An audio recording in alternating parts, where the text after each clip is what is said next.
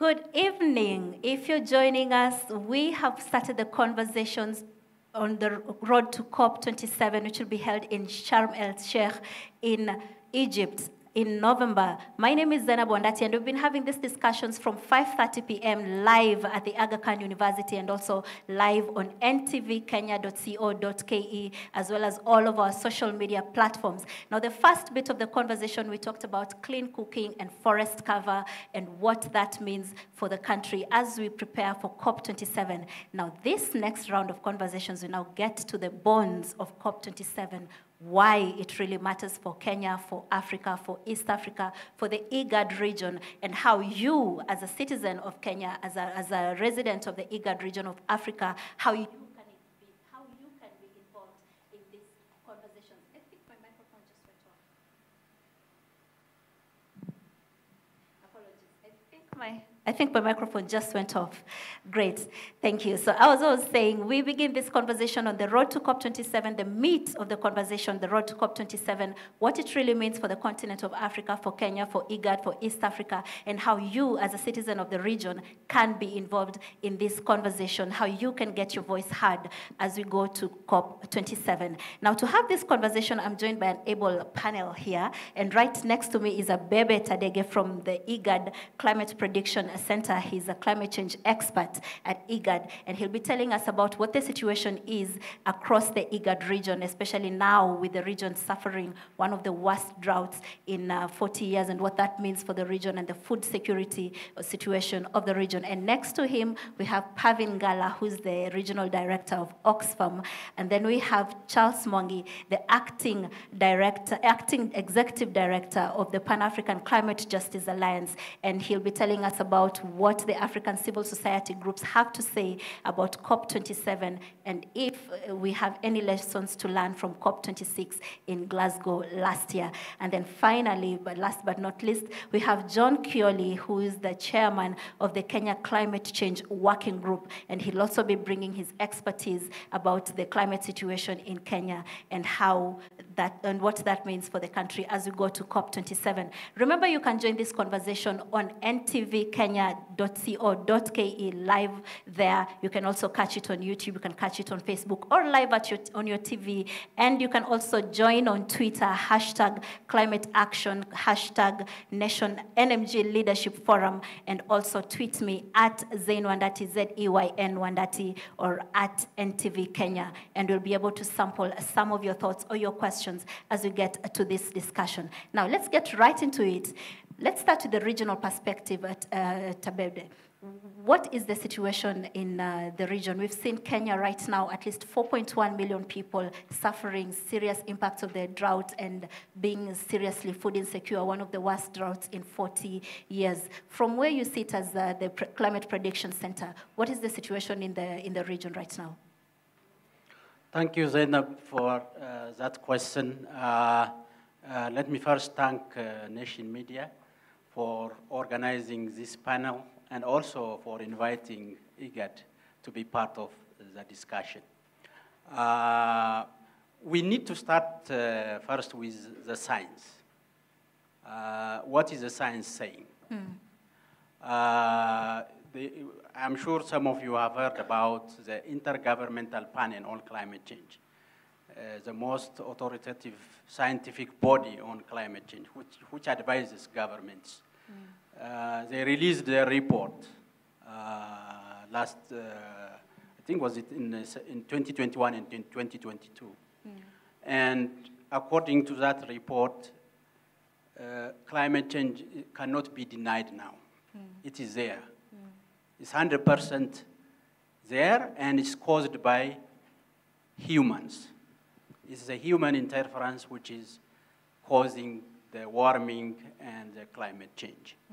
So now what is needed is action to address the issues of climate change. When it comes to the region, we document the evidence of climate change in terms of warming, in terms of impact, and also when it comes to climate change, we also need not only what has been observed so far, we need also to see the future in 50 years, in 100 years.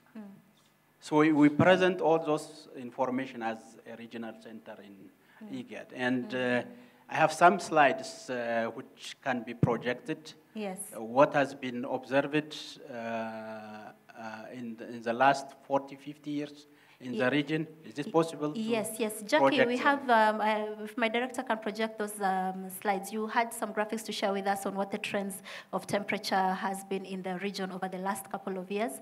Those should be coming up on your screen right now. Yes, there we go. So you can see that the region has been warming significantly. And that needs to be ascribed or attributed to human-induced climate change, or especially the greenhouse gas emission problem. The next slide, if it's possible to see, it shows the trend in terms of food security over time. How many people has been food insecure, especially because of the drought that's happening in the region over the last 4 seasons. You can, yes, this is not the one, the previous one. No, there was a, Jackie, there was another previous one before this. This is the last thing you'll talk about, the trends in conflict.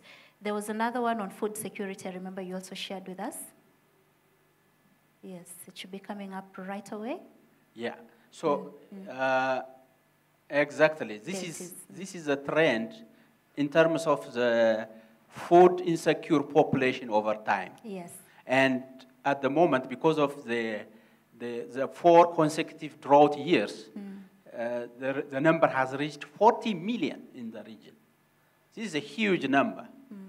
So we are ascribing or we are attributing this sharp rise with climate change, with the warming. And the other evidence which we can see is in terms of conflict. Can we have the third one? The impact also? of climate change on conflict. Yes. Yes. We can have that up? Yeah.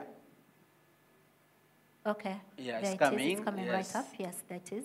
You can see, this is the trend in terms of conflict. Conflict over pasture, conflict over water, and other natural resources. As they become scarce and scarce, conflict also is rising.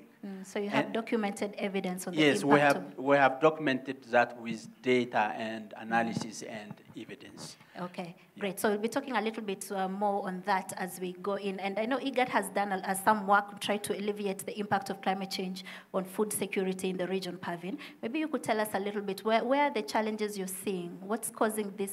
Why are we unable to feed ourselves so long despite our best efforts? Thank you so much, Zainab. And indeed, it is unfortunate when you think about it in terms of the challenges that the African continent is facing when you talk about climate change. Before I get to your question, one of the things I just want to reference, as my colleague from IGAD has shared in terms of the impact, is for Oxfam focuses a lot on tackling inequality. And we look at what are the drivers of inequality across the globe. And on the African continent, one of the things that we have found that is significant is how climate change is driving inequality. An inequality part of it that is interesting, for example, is that in terms of carbon emissions, Africa as a whole contributes less than 4% of the carbon emissions. Yes. And when you compare with countries such as the US, China combined, being 45% in terms of carbon emissions. So we see a lot of things that are manifested in terms of the inequality on the continent, you know. And as you talk about food security, arable land, one of the things we saw, for instance, is in terms of arable land, Africa provides over 20%, over 20% of arable land that can be used, you know, for growing food on the across the world. But unfortunately, we are the hungriest. you know? And my colleague has mentioned the fact that at the moment, over 40 million, it's actually what we know for the region is 44 million people are facing extreme hunger levels because of food insecurity driven by climate change. We saw, unfortunately, right now we have droughts in Ethiopia, Kenya, Somalia. We have floods in South Sudan, and you know other factors. For instance, 2 years ago we were talking about locust that sort of totally annihilated, you know, food that had been planted. So there are various issues that are driving, you know, the inequality on the continent. And one of the things that Oxfam does around this is, as part of it, documenting what are we seeing in terms of impact, but also working with communities and looking at what are the options, what are some of the things we should be doing different, because we really can't be a continent that should be producing, but are faced with that level of extreme hunger. And we have very high food import bills. Yes. Great. So I'd like to bring in Charles here. Charles, you do a lot of work in the region. You, as a civil society group, you have documented the impact of climate change across the continent. A cyclone Idai down south in Southern Africa, the impact of that. What does this tell you when it comes to conversations with African governments? What kind of conversations are you having with them? Thank you so much, Zainabu. And I must congratulate Nation TV for coming up with this beautiful idea, because this conversation must continue. We must sustain this conversation. And we believe that the media has a role to play in making sure that we shape the African narratives. Because for a long time, we have allowed other people to tell the African story. Yes. They have misrepresented us in most of the cases. And I want to say that's why we have the ASA Awards, the Africa Climate Change and Reporting Awards in Pakja, where Zainabu Adati is actually one of the winners last year in 2021.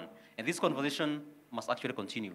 But I want to say, actually following from what my sister has just mentioned, you know, climate change is actually a matter of life and death. It's no longer an environmental issue. And the faster we accepted that reality, the better for us. Climate change is a food security issue. We already heard from IGAD, you know, the realities that for sure we don't have food. I tell you what, I was having a conversation in the morning with my mother, checking to see whether there's some maize that I can roast, you know, back home. I was told there's nothing, zero harvest. I come from Murang'a, which is a high potential region, and I cannot imagine what is happening in northern Kenya. So it's actually a life-threatening issue, and we must actually come up with modalities of actually solving that. But we must also understand that climate change is also a global issue. And we are a climate justice organization because, like my sister mentioned, Africa is on the receiving end. We are one of the regions that is actually experiencing adverse impact of climate change, even though we are contributing only 4%. I know Isa Karo, of course, mentioned that we have to do something, of course, internally. We can't just sit pretty. But we must also push those people through their trajectory that they took for them to develop, contributed to their missions. And that is the position that we undertake, and we must continue supporting our government, Africa Group of Negotiators, in terms of advocating for the African position when it comes to the COP negotiations. Okay, we'll talk a little bit more a bit later on what exactly the African Group of Negotiators, who they are and what exactly it is they do. But I'd like to bring you in here, Kioli, from the perspective of the Kenya Climate Change Working Group. You were in Glasgow yourself. What did have you been able to track the things we committed to and where our level of implementation has reached so far? Thank you very much, and I want to thank the Nation Media Group. In fact, what you're doing is what government should be doing, because under Climate Change Act of 2016, sub-article 21 and 23 is public participation and advocacy, which you're doing it very well. So thank you very much for doing this to our country. I want to mention that globally, this is a big issue. 3 days ago, President Joe Biden mentioned that climate change is an emergency. It is a threat. 100 million people are going to be affected in America only. In the UK, temperatures are almost 40 degrees centigrade. They've never had that. Yes. I spoke to a friend there, and she told me her children are sleeping in the basement because it's very hot and they don't know how to deal with it. In France, 24,000 people have been affected by wildfires. More than 34,000 hectares have been depleted. These are forests which were sustaining them. What we are saying coming down to Kenya is that when you drive from Mwingi, Garissa, Bura, Hola, you find animals just around which are dead. This is real. The government is spending a lot of money in mitigating these issues. We did not have milk for the last almost 6 months. So what we are saying, the conversation is, let's see how, as a country, start looking at the policies we have and now meet disaster risk reduction and climate change and realize that the drivers are the same. Great. So we are going to take a very quick break. When we come back, we'll re-examine the slides that IGAD has presented and look at especially the trends in temperature and what that means for the country going forward. Right now, Nairobi being in some extremely low temperatures. And then we'll examine that a little bit and how we can survive the changing climate. Do not go away. We'll be right back after this break.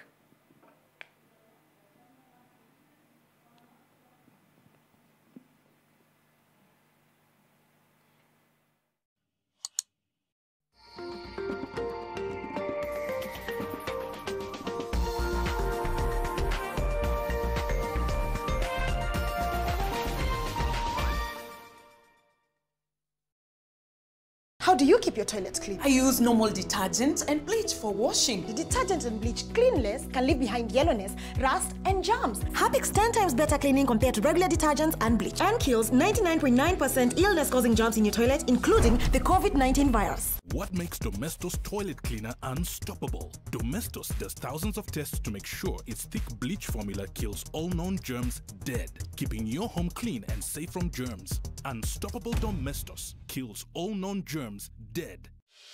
You do your best out there. Let us do our best in here with the disinfecting power of Jake. Because Jake cleans and kills 99.9% of illness-causing germs and COVID-19 in your home. Jake, your family's guardian against germs and COVID-19.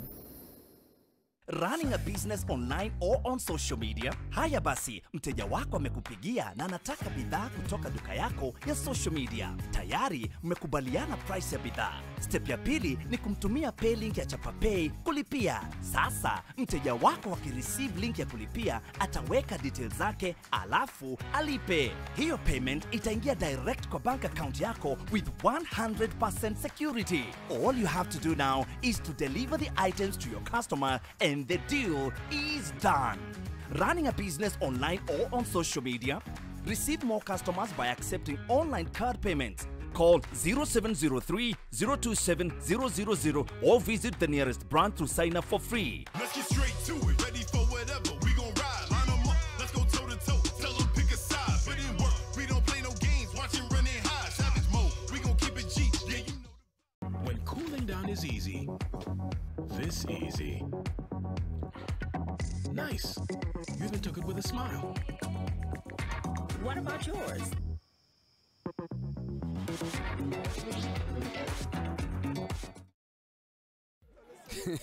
But I know that meat looks tender, but maybe not so much when your chest is burning. Remember what happened the last time?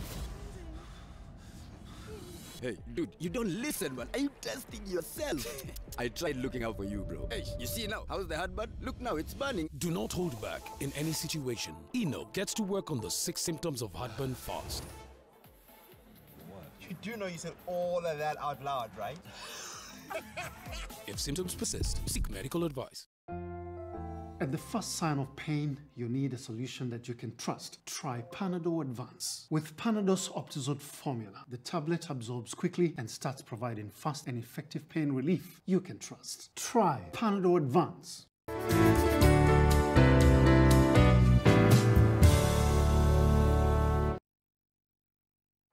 Life is for the living, and making sure that those who we love will be well taken care of.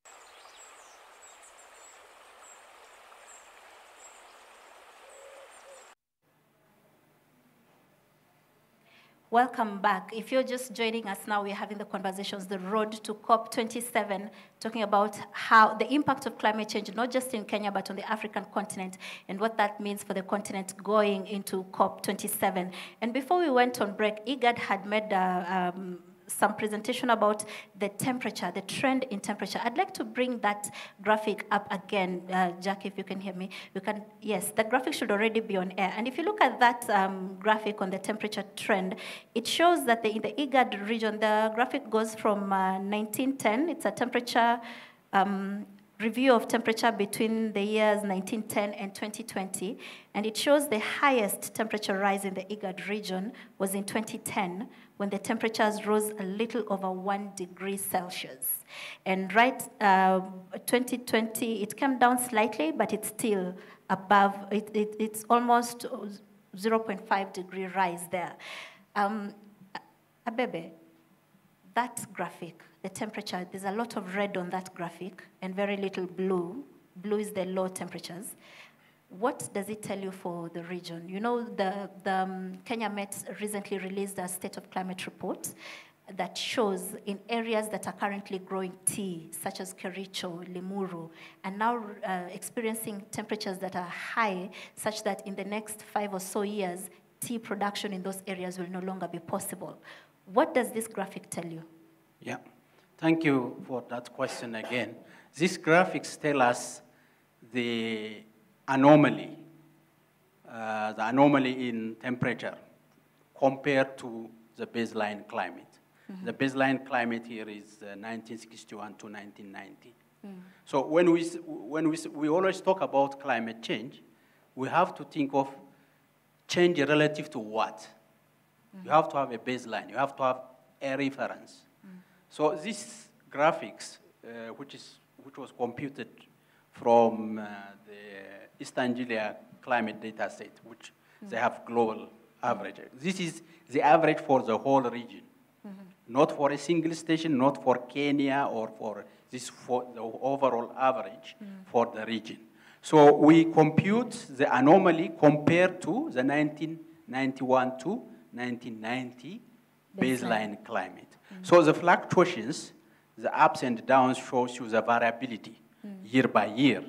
But when it comes to climate change, we look at the trend, the overall trend from the start to the recent.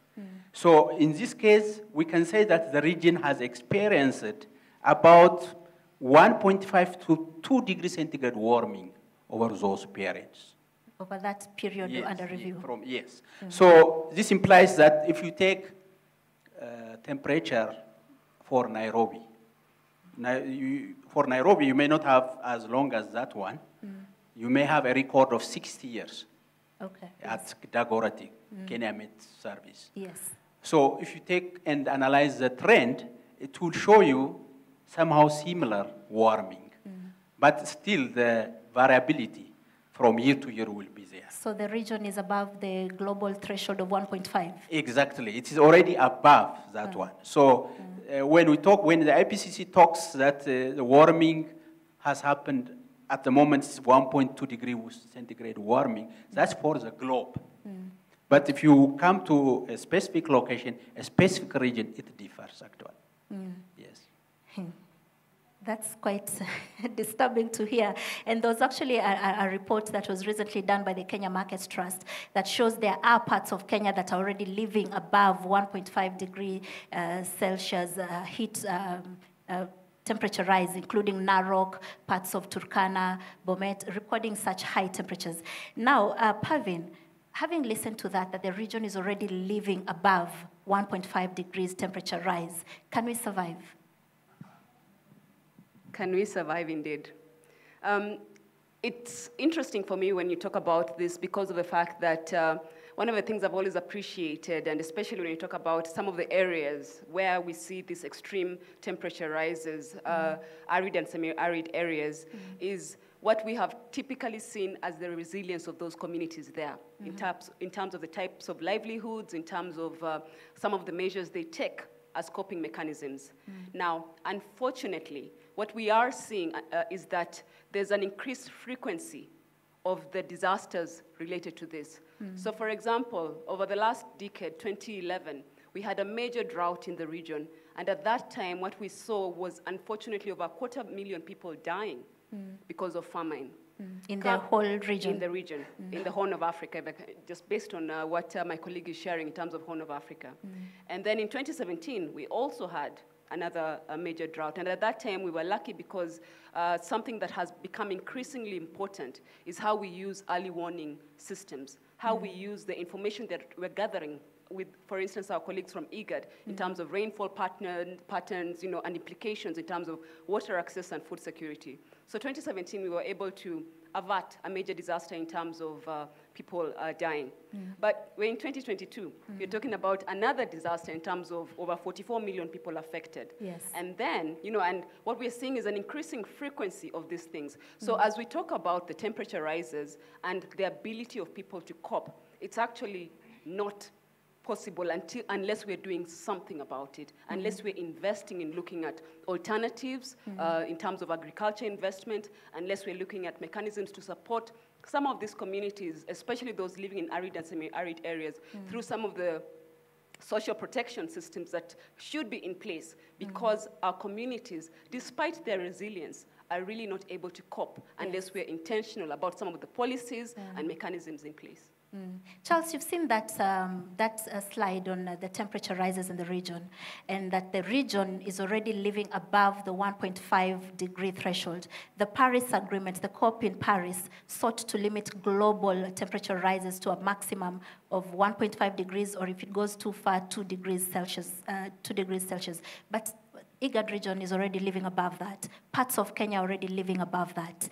You, as a civil society groups, you've been known to be raising your voice about this climate change matter and trying to seek change. Have you seen change that can actually bring these temperatures down? Thank you. Thank you, Zainabu. Oh, your mic? My mic is not working. Thank you. Thank you so much, Zainabu. You know, the data that was just presented by IGAD really compares very well with the data that has been released by IPCC. And especially, you know, the sixth, you know, assessment report. And you see, the argument has been that Africa is actually already hitting beyond the 1.5 threshold. And this is a good indication within the IGAD region. And based on this, the African group of negotiators, rather the African governments, have been pushing for consideration of Africa as a region with special needs and circumstances, you know, as a matter of principle. But interesting enough, whenever you go for these negotiations, and especially referring to COP25 in Madrid, we realize that parties, especially from the north, were so much against this particular position. And even but what is even... And even President Kenyatta raised concern about that at COP26 last Exactly. But what is even more disheartening is the fact that, especially what we saw at COP25 in Madrid, one group that is called, you know, the least developed countries, out of which majority are actually from Africa, were opposing that position. And I want to argue that Africa must refuse to be fragmented, because our adversaries benefit by fragmenting us. So that we are told you are least developed countries from on one end, others are not. But the reality of the matter is, Africa continue to suffer. If you look at the agenda on loss and damage, because that is a very, very big agenda this year, last year it was, for sure we are seeing a lot of back and forth in the discussions about financing loss and damage. And our partners from the north, who have contributed greatly to their missions, are refusing a position that you lead to establishment of a funding mechanism for loss and damage. But losses are already being experienced, you know, from the data being presented. You saw what happened in Mozambique and Malawi. For heaven's sake, we must start putting human face in these negotiations. We were in Malawi in April, Zainabu would remember. And we decided we are going to do a different conference. We do want to bring, you know, the technocrats and that high level, you know, kind of, you know, panelists. We brought women from Malawi, from Mozambique. And one woman, I think Nota, she's called Nota, you know, from Malawi, actually broke down at the podium, narrating how she lost her livelihood, children, family members, and so on and so forth. Until we put, you know, this human face in these negotiations. We'll continue arguing about brackets. We'll continue arguing about one clause or the other clause. But the reality of the matter is, until we put money where we're supposed to put it, to the rest of humanity, we're wasting our time. And no matter what we see in these conversations, especially the first few days, the Leaders Summit, just before COP, right, last year, you know, in Glasgow, there were about 120 presidents and prime ministers attending, And they give beautiful statements, beautiful statements. But when it comes to the actual negotiations, when the technocrats get into those particular rooms, we hear something very, very, very different. I think we must continue pushing, for One Africa. We must continue pushing, for consideration of Africa as a region, and especially in these circumstances, as we progress to COP27. There was also a lady from Kenya who attended the same meeting in Malawi that you mentioned, who was from Baringo County. Exactly. And she talked about how the rising lakes in Baringo County affected her as a person, her family, her community, and what they lost as a result of the rising lakes. But on a national scale, the government says the country lost at least 17 billion shillings as a result of the rising lakes, the schools that were submerged, the roads that were destroyed, the people who are left homeless. And I'd like to bring you in here, Mr. Kioli. Looking at the basis where we've already established the basis from where we are starting this conversation, the rising temperatures in the region, the number of people who are food insecure, and what happens at these COPs. How can we make ourselves heard as a continent? Thank you very much, Zainab. I think this COP has three main things. One is the issue of loss and damage. There are things that happened we cannot reverse. If we go by the polluter pays principle, which is in article, which is in a Paris Agreement. Could I just interrupt you for a moment there? Both of you and Charles have both talked about loss and damage. Both of you have talked about loss and damage, but neither of you has defined what it is. So maybe you could define what you mean by loss, yes, what you mean by damage. A very easy explanation. Since the agrarian revolution, when America, when Europe started doing things that are polluting and things that affected us, there are things that happened. Our lakes are drying. Our rivers are drying. These are things that happened before. And nobody's talking about that. We are now talking about what they will do in the future. So what happened in the past needs to be addressed in terms of compensation. There is no security. There is no insurance we can run for because they seem not to be keen on compensation. It's actually an issue of compensation of the developing countries that should be done. And this is encapsulated in the Paris Agreement that in, I think, Article 4.2, it talks about financial help to the developing countries. So can we revert back and say we demand what is for us? Number two, there is the issue of finance. There is no technology we'll get in cooking stoves without finance, without technology. And this must be linked together. Finance needs to come together with technology. Number three, there is the baby that was born in Glasgow called Global Action on Adaptation, which is embedded in three things.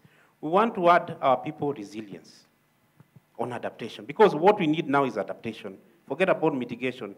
Forget about emissions and everything. We want food on the table today. And by adaptation, you mean yes. how we can survive how the we rising can temperatures? We do not need vaccines now in terms of climate change. We need medicine now, okay? Because mitigation is like vaccine. But now what we need now is actually food on the table. How Number to cure two, the problem. Yes, number two, we need to increase our adaptive capacity. How can we manage, okay? And then increase our resilience. Because those three things are the ones which we are struggling with now. We need more money to manage these atrocities as a country. That point of money, we'll get back to it later because there seems to not, there's no consensus on exactly how much money is needed in order to give Africa this adaptive capacity. But I'd like to bring you in here, Abebe, this adaptive capacity from where you sit as a region. Are there things that communities are doing around the region that are giving them resilience against the climate change that the rest of the region can learn from? Yeah, I think let me first come on loss and damage. The loss and damage is the compensation required beyond adaptation. Like my colleagues mentioned, there will be permanent damage because of climate change. So we need compensation. When we say compensation, it's not begging. Those who polluted, those who caused the problem has to pay us. It's not begging money. They will be required by legal means to pay that compensation for the damage and loss. Maybe on my comment on the issue of forgetting mitigation, I think we are saying that if it's more warming, it will be more damage, more losses. So we should not ignore mitigation as well. It should also be there. In fact, we have to push those who are polluting, those who are emitting a lot of greenhouse gas to reduce their emission. We have to pressure on that, but at the same time, because we are contributing to the problem, for example, we mentioned about Kenyan targets in their NDC, 32%. Yes. Reduction. That's already a commitment by Kenya. But we need $63 billion for 15 years. You have to ask for it. Yes. So, but we need to be, because not only at the national, even at the individual level, we are contributing to the climate change problem. So we should see climate change as a development issue. We should see that climate change is an issue of clean technology, sustainable technology, and sustainable development. So we have to push both for mitigation as well adaptation. As adaptation. So when it comes to your question on adaptive capacity is very broad. We have to develop economically. We have to have technical capacity. We have to have the technologies, the technology and everything. So those aspects, that's what we need to push also. Yeah. Great. Parveen, over the last couple of years, Kenya has been doing a lot in the agriculture space, pushing for a climate-smart agriculture policy and even implementing a couple of projects on agriculture, on climate-smart agriculture. And even some of the money we've gotten from the Green Climate Fund has gone into funding the agriculture space. Yet we are still here in the worst drought in 40 years, 4.1 million Kenyans still hungry. Why isn't it making a difference yet?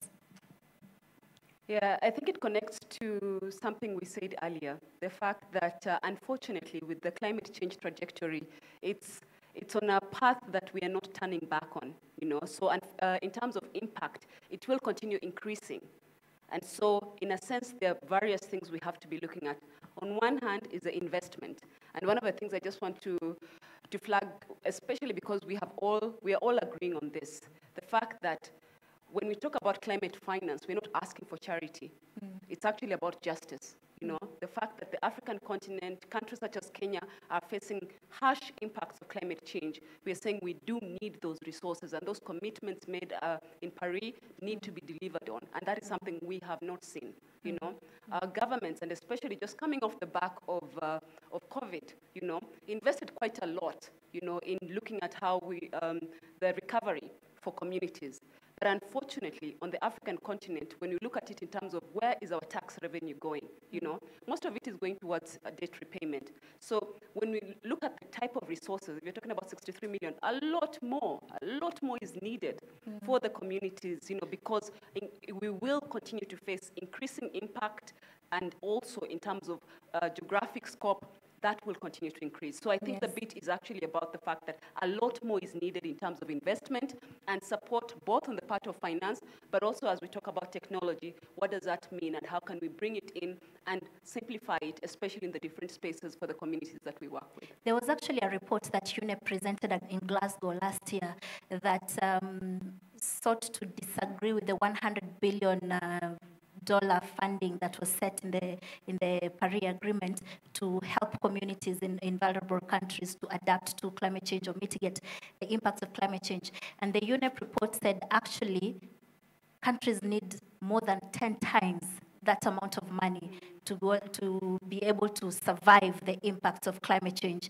Yet the goal for the Paris Agreement itself has not been achieved. And we are saying we need way more than $100 billion. So Charles, how can we ensure that we actually get this money to enable us survive the changing climate? Thank you so much, Zainabu. Of course, the money answers it all. And I want to go back to the question of adaptation and mitigation. In Africa, what we need most is adaptation. Because we have no choice, we have to adapt. The impacts are here already, we have to adapt. Mitigation only represents an opportunity for us to take a different development trajectory, low carbon, development trajectory. But if you look at the climate finance infrastructure, the global climate finance infrastructure, 25% goes to adaptation, 75% goes to mitigation. Yes. Why is 75% going to mitigation? Because mitigation is about sale of technologies. Where are the technologies coming from? Of course, not from Africa. And that is why we have been pushing for what we call, global goal for adaptation. And Could you maybe, Charles, tell us what are the examples of adaptation, what are examples of mitigation, so that Kenyans can properly understand? Thank you so much. Thank you so much. Adaptation simply means, cushioning our people against the effects of climate change that they're already experiencing. Provision of, water, for example, talk about, building of dams, talk about, giving communities, seeds that are fast growing, for example, and so on and so forth. Looking at the health sector, all those kind of things that are going to cushion us against the impacts that we're already experiencing. Mitigation, on the other hand, means removal of greenhouse gases from atmosphere or reduction of those emissions. You reduce, burning of fossil fuels. You reduce the issue of probably using coal, and so on and so forth. So that is the difference. But I also want to say that we have several funding infrastructure globally. One of them being GCF, the other one being Adaptation Fund. I know there was a brother here who mentioned about, some money that is available that people are unable to access. Now, globally, the situation is the same. But why is it so?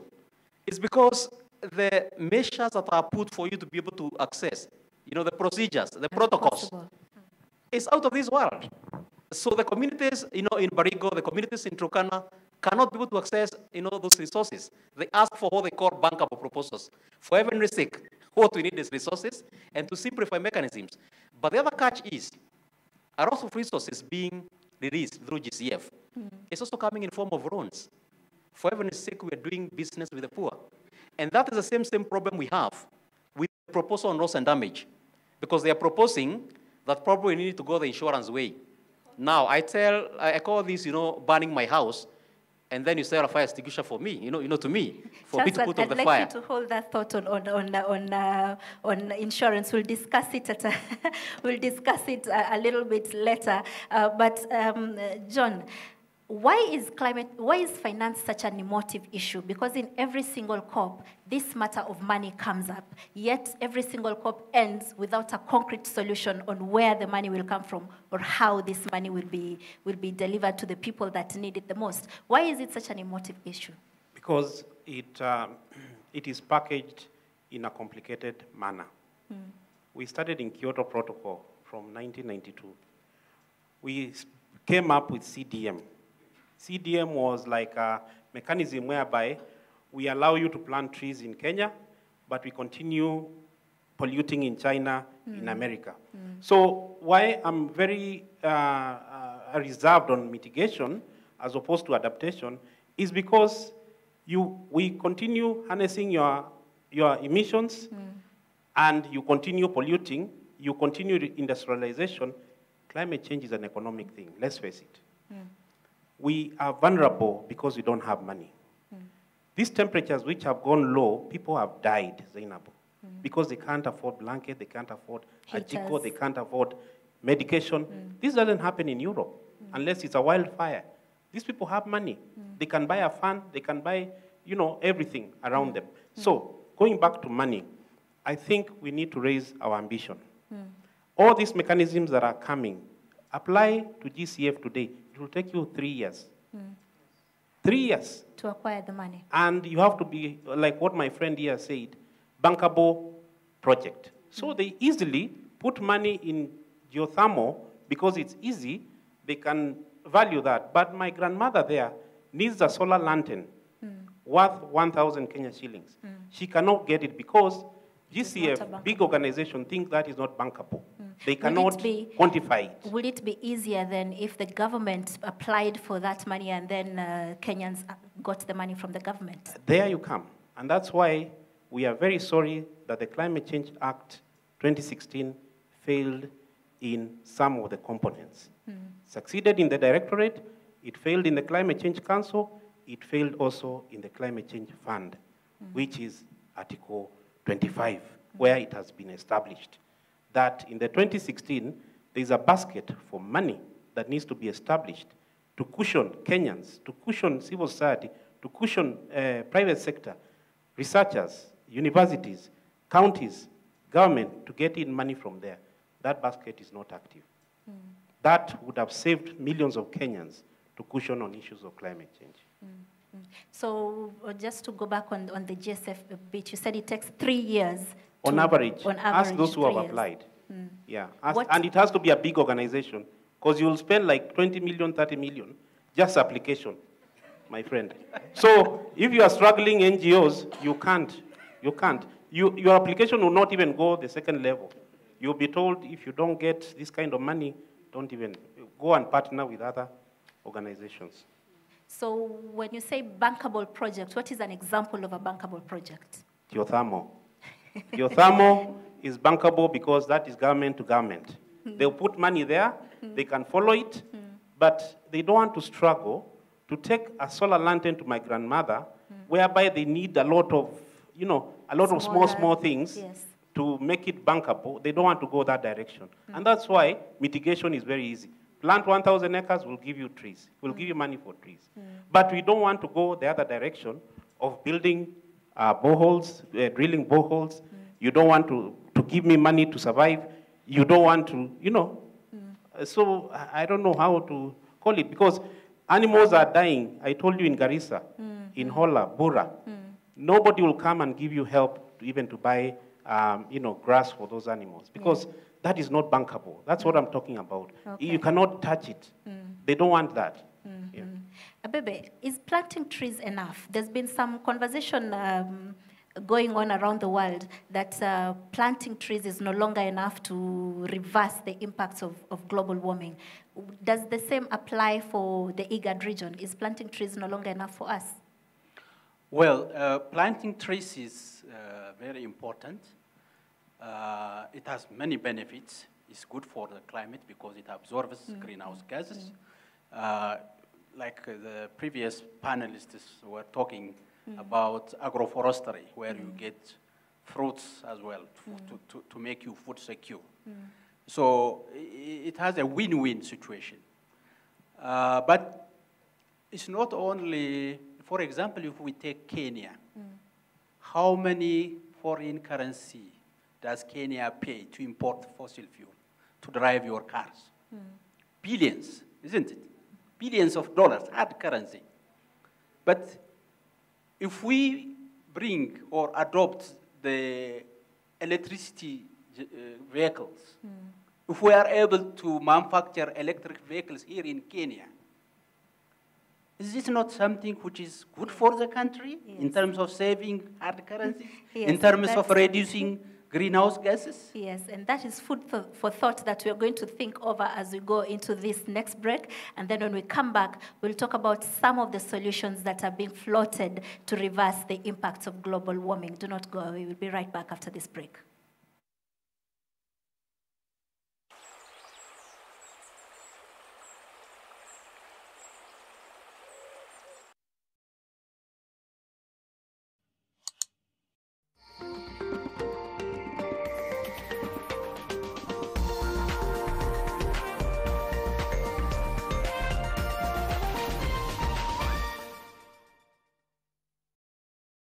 The Communications Authority of Kenya, CA, regulates the broadcasting industry, promoting development of local content and ensuring responsible use of broadcasting platforms for national good. The Communications Authority of Kenya, opening your world. Hii hapa super jiko, jiko la kisasa, inapika kwa haraka, inaweka joto jingi kwa muda mrefu, na inatumia kuni au makaa kidogo.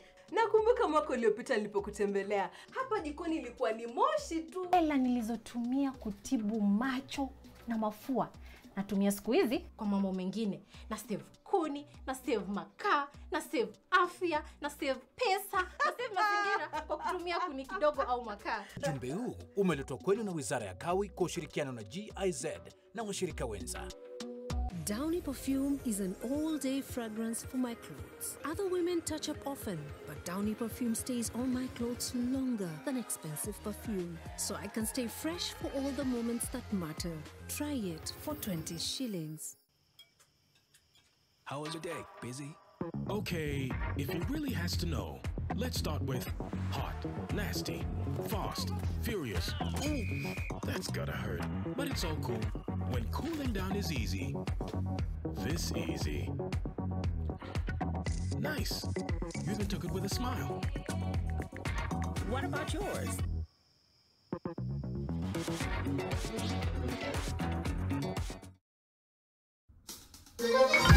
Good morning, Janet. Wow! A morning person. And you are? I'm Casey, and I'll help you with anything to do with your KCB bank account. Pay bills, transfers, statements. You're hired. I'm your internet banking security ninja. And with the app for your mobile phone, we can hit the road together. Need a ride? Let's go. Alrighty, with you anywhere, anytime. Register at your nearest branch for KCB Internet Banking today.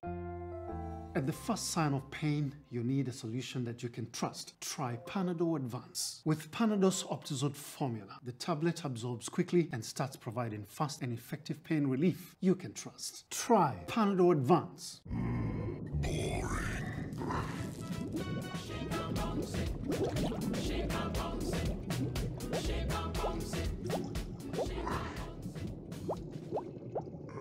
Red Bull gives you wings. Stubborn dark marks? Stop. Discover the power of vitamin C with the new Garnier Even and Matte Booster Serum, a highly concentrated serum that deeply penetrates, clinically proven to reduce dark marks by 43%. Get even glowing skin from day 6. New Garnier Even and Matte Vitamin C Booster Serum by Garnier. Naturally.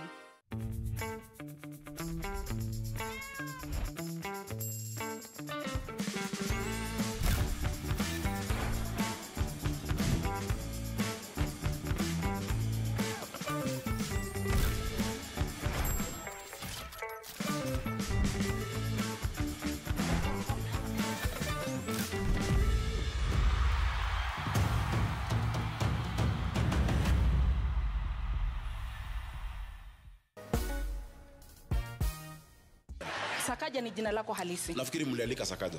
Jina lako ni Zubeida. Now well on this one I will stand with Zubeida Mazi.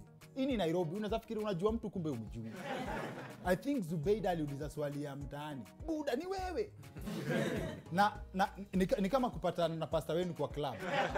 Ama uingie heaven ukutane na Huda. To summarize what you have said, debt is here to stay. So in short, debt is oxygen. Not really oxygen. Money is next to oxygen. Can you live without debt? Yes, totally debt-free. Yes, you can. Here at the Great Oasis Gardens in Nanyuki by Optiven, located along the Nanyuki-Rumuruti Road and only 11 minutes from the Cedar Mall and right opposite Mount Kenya Wildlife Estate. Call us on 0790 300 300. We asked Kenyan women to tell us what they look for in a lotion. Warembo, ni nini muhimu kwenu mnaponunua body lotion? Smoothness, scent, glow. Leo tunaweka kwenye jaribio body lotion ya bei ghali na ya bei nafuu. Ungenunua gani? Hii inai-transform dry skin kuwa deeply nourished na kui-smoothen. Na fragrance nayo, wacha tu. Why pay more? Nunua nice and lovely body lotion. Ni bora zaidi kwa bei nafuu. It's just nicer and lovelier. Chagua Kenya's #1 body lotion. Stubborn dark marks? Stop. Discover the power of vitamin C with the new Garnier Even and Matte Booster Serum, a highly concentrated serum that deeply penetrates, clinically proven to reduce dark marks by 43%. Get even glowing skin from day 6. New Garnier Even and Matte Vitamin C Booster Serum by Garnier. Naturally.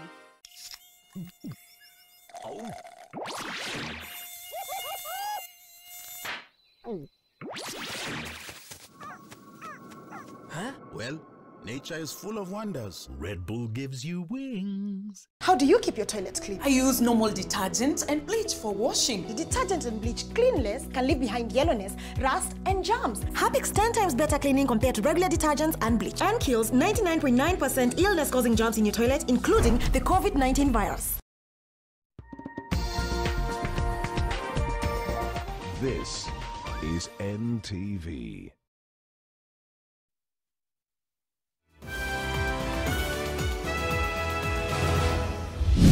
Tonight, a standoff is in the offing over the use of Nyayo Stadium as both Kenya Kwanza and Azimio claim use of the facility for their final rallies slated for August 6th. Also tonight, The Deputy President and our candidate is attending the debate. Deputy President William Ruto now confirms participation in the presidential debate as moderators of the final showdown are unveiled. Plus, Mi nashukuru vile hiyo unga iliteremshwa chini. By the way, familia leo itakaa imekaa chonjo. joy as Kenyans throng retail shops to buy the 100 shilling per packet maize meal, even as retailers stare at losses amounting to 175 million shillings, occasioned by stocks they had paid for in advance. And we delve into the Deputy President debate's scorecard on front and center.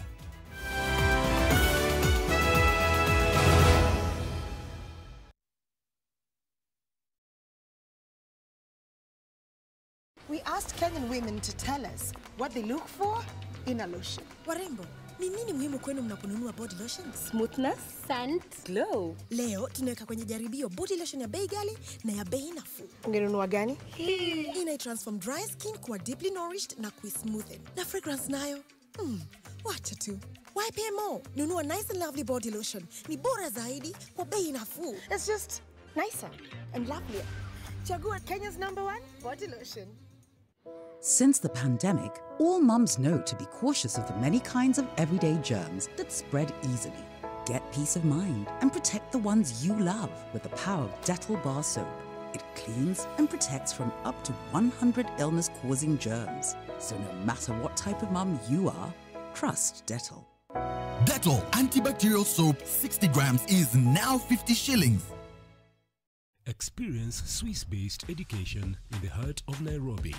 With practical hands-on skills, we prepare you for the dynamic world of culinary arts and patisserie or international hospitality management. Travel the world and gain global work experience through our international placement network as you shape your career as the next global future leader in hospitality. Welcome to the Boma International Hospitality College. Application now open for September 2022. Stubborn dark marks? Stop. Discover the power of vitamin C with the new Garnier Even and Matte Booster Serum, a highly concentrated serum that deeply penetrates, clinically proven to reduce dark marks by 43%. Get even glowing skin from day 6. New Garnier Even and Matte Vitamin C Booster Serum by Garnier. Naturally.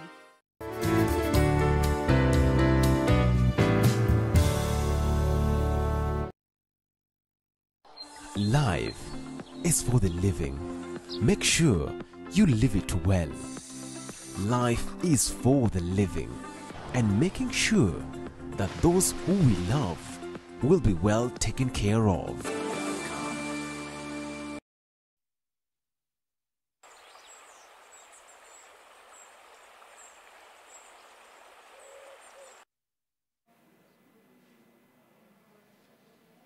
Welcome back. We're having these conversations on the road to COP27, the first of many to come in the journey to Sharm el-Sheikh in Egypt, talking about what Kenya wants out of COP27, what Africa wants out of COP27. And before we went on break, we were talking about the emotive issue of climate finance. And I'd like to draw your attention to a report that was published in June of 2022, the state of climate finance in Africa, the climate finance needs of African countries.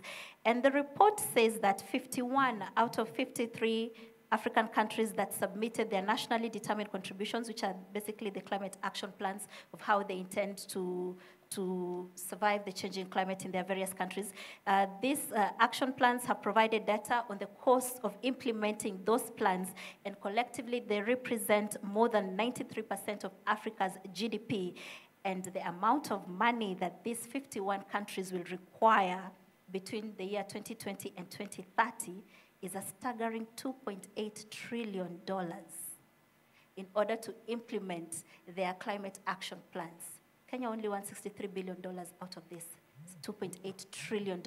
So where will that money come from? These are part of the conversation that we are having. And there's already some reaction, some feedback on this conversation. And Mwema Wambua on Twitter says that, is the climate action discourse devolved into the counties? Have counties integrated or aligned the climate action targets in their plans, and which are commensurate to their budget priorities?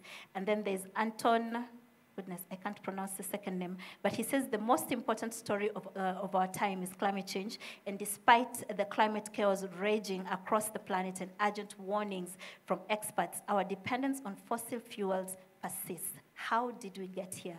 And he's also drawing attention that the BBC is having a similar conversation tonight on the road to COP27. But we've got reaction from the audience. We have a live studio audience at our makeshift studio at the Aga Khan University. There's a lady here who has a comment. Please stand up, say your name and your comment. Good evening, ladies and gentlemen. My name is Abigail Kima. Mine is more of a reaction and also... Your microphone. Just continue. Can you hear me? Okay, yes, yeah. yes. Something that you can all think about. Charles, you talked about a meeting that you had in Malawi, where you had women coming from Malawi and Mozambique, those that have experienced the impacts of climate change to a great extent. And their presence in that meeting had them share human stories. So how do we, as different stakeholders in this space, come together to amplify more human stories? We've had graphs, we've had conversations about the trends, which seem a bit too complicated for people to relate to. So how do we work together to amplify more human stories as different stakeholders, including the media? What can we do about it so that we put a face to the climate crisis? Great. Charles, how do we work together? Thank you so much. That's a very good question. You know, when parties failed to agree on a funding mechanism for loss and damage in Glasgow, something was introduced, and they called it Glasgow Dialogue on Loss and Damage. So when we went to Germany, in June this year, there was that particular dialogue, and you could hear, you know, technocrats, of course, arguing about the experiences on loss and damage and so on and so forth. And I was like, we are wasting our time here. Those are the women that needs to go to COP. I mean, we need to start now bringing this reality, and the media has a role to play in terms of bringing out these particular stories, so that as we talk about putting resources, somebody said we are not begging. We are not begging. We are saying those who are responsible must actually accept to take responsibility. Mind you, 80% of the total greenhouse gases emissions are contributed by only 20 countries in the world. Ironically, the same 20 countries contribute account for 80% of the global, GDP. And therefore, we are saying they have the resources. Those who have caused the problem have the money. They have the resources. They must avail the resources for use by the communities, in terms of solving that. I know we have a problem, within our Paris Agreement, because, of course, Article 8 talks very well about loss and damage. But then there was a decision, which we call CP21, paragraph 51 of that decision, that actually happened in Paris when we were passing the Paris Agreement, that actually says that you cannot hold any country responsible for losses and damage. And that one disables Article 8 of the Paris Agreement, for example. So we must actually also, support our negotiators so that we are sure that our positions, are not watered down, in those clauses, in those articles within the Paris Agreement and other provisions. Yes. Now, I'd like to bring you in here, Pavin. She asked a question: how do we work together?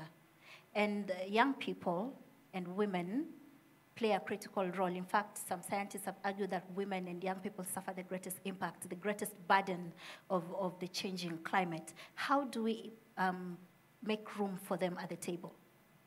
Thanks a lot for that question. I think it's really important that the voice, the face of the people who are being affected is at the forefront, because sometimes we lose sight of that in all our deliberations and technical terminologies. So one of the things even Oxfam has been doing is supporting in terms of the partners and also communities that we work with, and saying, let them be in this space, let them communicate what the impact is. couple of months ago, I was in Somalia, and meeting women who have been walking kilometers to look for water, basic things, and then we are saying, instead of me coming to the front in that, when we do the media coverage, why don't we talk to that woman and let them share their story? Another thing, especially as we've been talking about mitigation, that I thought is really important is a conversation that's happening around reducing carbon emissions, but what does that mean for that? I don't know how many of you, in terms of in the villages, actually have gas or electricity. We are saying, let's stop using fossil fuels. My grandmother at home uses wood. Yeah. Really, In fact, most families use Most a families. combination. So think about it. What does energy transition, moving away from fossil fuels, really mean for that person we are talking to?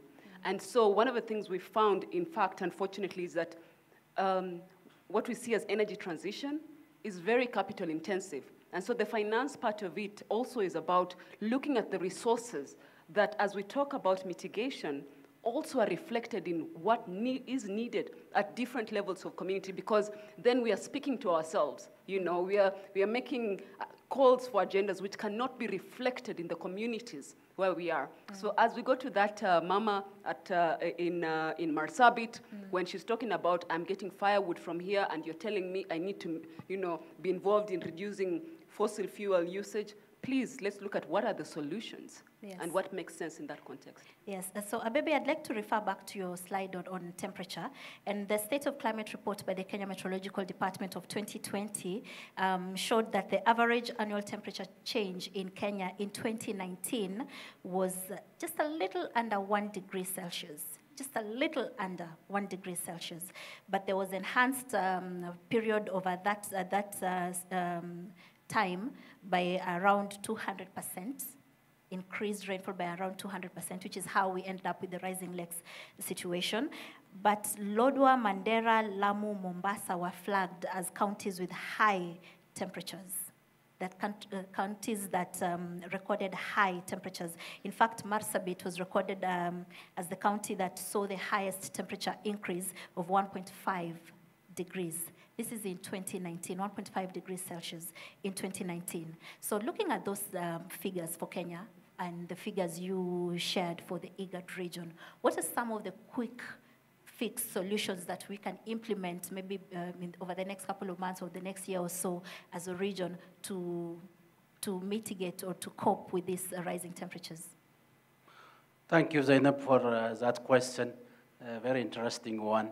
I tried to mention about the issues of climate change, which is a long-term issue. Maybe in terms of time scale, we see at 10 years, 50 years, even 100 years. And we have also the climate variability aspect, the year-to-year fluctuation.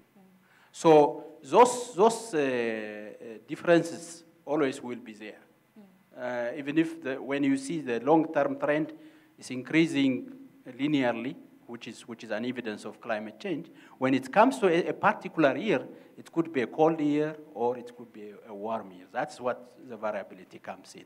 But in terms of those extremes, I think at IGAD Climate Prediction and Application Center, we provide early warning information. That means early warning information before every season starts. For example, in Kenya or in parts of the Horn of Africa, we have March, April, May as one key rainy season, main rainy season, in fact, for Kenya. And also we have October, November, December, the other rainy season, which we call it short rainy season. So if you go to Ethiopia, Sudan, and Eritrea, the key season is June, July, August. This time it's raining there. That's their main rainy season. Yes. So you see the seasonality. We need to know about the difference in seasonality among the countries. So before every season begins, ICPAC provides forecast, whether March, April, May is going to be dry or floody. And then we provide advisories, what actions needs to be taken, and so that early action is taken to mitigate those impacts. So we need to use early warning information. Even at the national level, the Kenya Met Department also provides those information.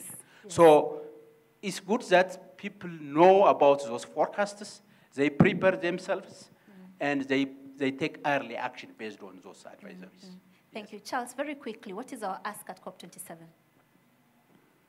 We have several asks that we've been actually pushing all through. One, Africa must be considered as a region with special needs and circumstances. Number two, we must have some progress on the global goal for adaptation, because adaptation is a necessity for Africa. In Germany, we didn't see much of progress in that. Number three, we must have a proper funding mechanism for loss and damage. And we're not calling for a facility, because they can give us another facility like GCF, which doesn't help much. We want a proper funding mechanism for loss and damage. Number three, we need to have some agreement, you see, on the new quantified, finance goal. Because we're saying the 100 billion that was promised has not come through, but again, it was a political, figure. So we actually need really to actually, have a new goal, on finance and be focused on that.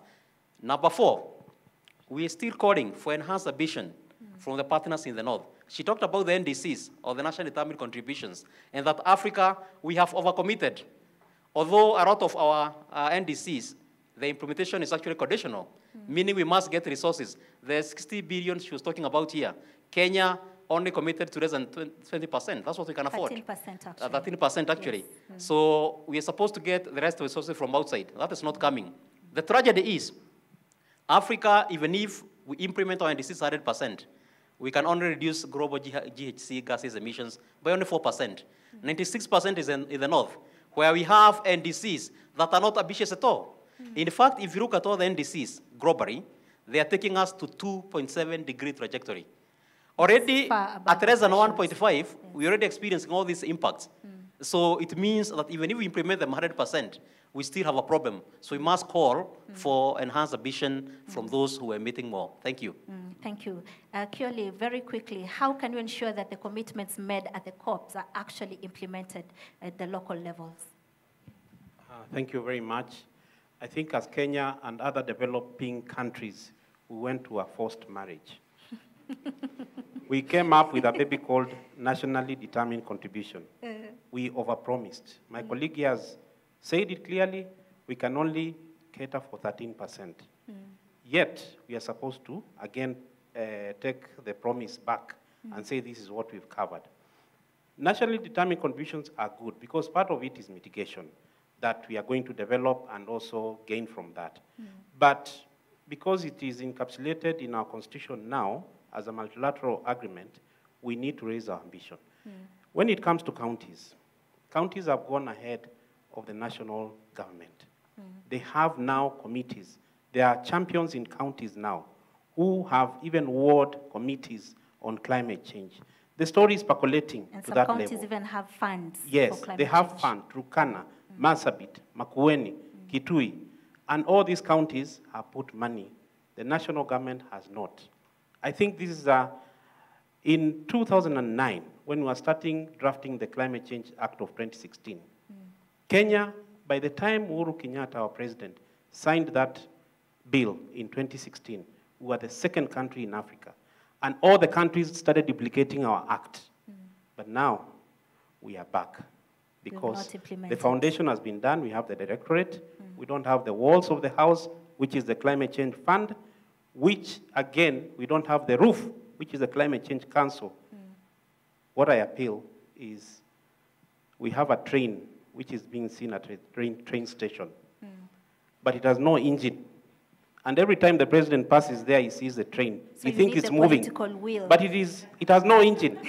So the bearers of this, the ones who populate the president's diary, please put this Climate Change Council in place. Yes. So that can be a gift to Kenyans, that Climate Change Council, because Article 6B says the Climate Change Council shall approve and implement the National Action Plan. Yes. G, it will implement the issues of Climate Change Fund. Yes. This has not been done.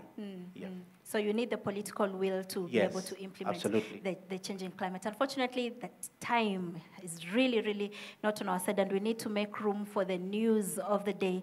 But remember, this conversation does not end here. This is just the first town hall of many as we go into COP27, and you can keep this discussion alive on social media at Zain Wandati, at NTV Kenya, #climate action. Let's engage. Let's talk about COP27. What does climate change mean to you? How have you been impacted? What would you like to know about COP27? How can you make your voice heard as we go into COP27? Thank you very much for watching. Thank you very much, ladies and gentlemen, for making time for this conversation. We leave it there. My name is Zainab Wandati. Have a good night.